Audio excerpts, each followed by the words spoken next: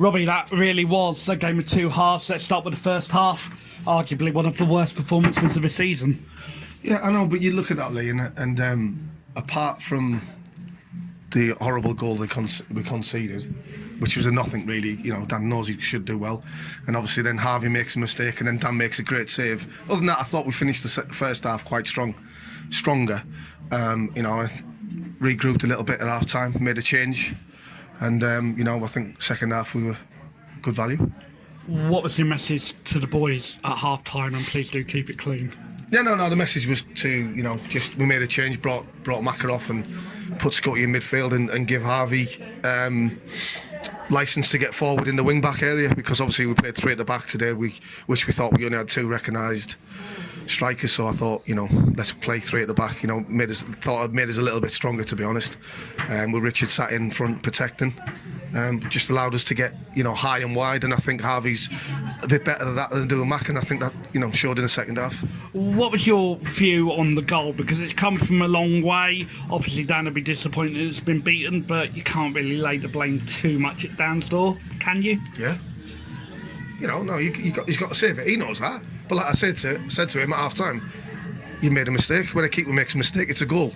But what you got to understand is he has that little bit about him, and he makes a great save when the lad's clean through. And it's a match-winning save, even though we're 1-0 down at the time. We go 2-0 down at half time. It's a tough task to get back into it. But you got to be honest. Yeah, he should have saved it, but he's made a lot of great saves recently, and he's done really well. And he makes a great save from the second one. And I'm not being harsh on Dan. Yeah, he should save it, but he knows that. But luckily, we showed enough grit and determination in the second half. And I did say to them at half time, I said, once we get the goal, I said we will score. Once we get the goal, we'll go on and win the game 2 or 3-1. So that's pleasing. We talked on air last week about the Potters Bar manager making a tactical decision that he's going to be talking about for the rest of his life. Arguably, you've made a great one bringing Tommy Scott on, and Tommy's changed the game. That's just, you as a coach or as a manager, you just see them decisions, and you have to make them decisions, and you have to make it with conviction. And I just thought, at half time, we just had to make that decision and bring Tommy on, get him, Tommy a little bit higher up, and obviously with the width we had in the game, Harvey's very good at that. There's probably no one better in our team than from deeper positions getting wide, which is Harvey. And he's been a great captain ever since I've been here, and he's shown that today. He's stood up and been counted again, like everybody has. But it's good when you've got the skipper on your side like that.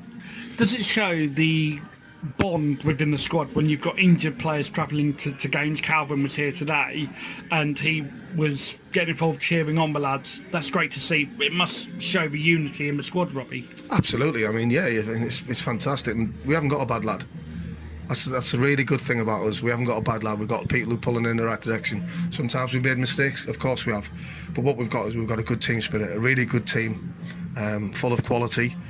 Once we've got everyone fit and everyone here, like I said, I'll repeat it, we are a match for anybody. And let's be fair, they're 1-0 down at here, so it's a difficult place to come, and for us to come back and win 3-1, it shows the credibility in the lads and the willingness to do well for the football club. And talk to me about the penalty.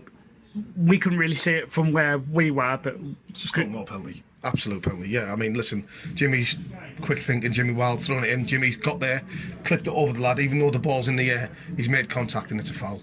And I think you've seen there was a lot of hostility in the game, but when you actually see it, they don't even appeal that it's not a penalty, so we know it's a penalty. And what was your view on the goal at the end that's won the game? 3-1 makes it seem a bit more comfortable than it was, but the 3 points are well deserved. Yeah, no, I've just said to them in there, I said, good teams and teams that want to do something and be successful at the end of the season, they score that goal 10 minutes earlier, because we have that more composure and we pass the ball, because they're committing men forward, and we need that composure and that little bit of know-how to unlock the teams. And you see Doug plays a great ball to Scotty, who makes a forward run.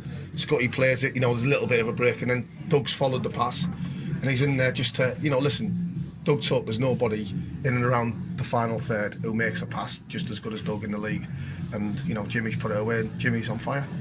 And what was your view on the unsavoury scenes at the end? Listen, I think it was a little bit hostile, you know, with benches were having a little bit of a clash, you know, and it was just a little bit, you know, but it's all handbags really. I think all people are trying to make statements, aren't they? And, you know, when you lose or when you win, it feels better, and, you know, they react differently to what we do and vice versa if we lose. But I think it's, you know, a bit of nonsense really, and luckily there was enough people around there to, you know, sort it out really.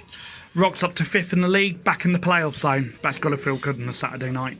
Yeah, listen, regardless of the league table, which is obviously important, the main thing is that we got the 3 points, and you know, it's just disappointing that we just didn't see Potter's Bar out because we would be in such a far better position. But listen, all I'd say is from Tuesday night, the lads have been different class, and today they've showed great character and great togetherness, and that's why we've got over the line. It shows the weirdness of the league. Tunbridge were down in 14th, I believe. We now face them on Saturday. They lie in 7th, having picked up 3 points for a 1-0 victory today. What's your thoughts about them? Because it'll be a completely different game. If they've won, obviously, what you're telling me, they were playing Haringey, so yeah, you know, tough game. But listen, everyone's beating everybody, but we've got to be on the front foot. Once we play on the front foot, you know, and we play our football, I think you've seen, you know, we are a good footballing team and we fear nobody when we're on it. And when we've got the right attitude, I wouldn't want to be in anyone's dressing room apart from ours. Well, Robbie, thank you for speaking to us. Pleasure as always. Top man, Lee. Thank Cheers, buddy. Thank you.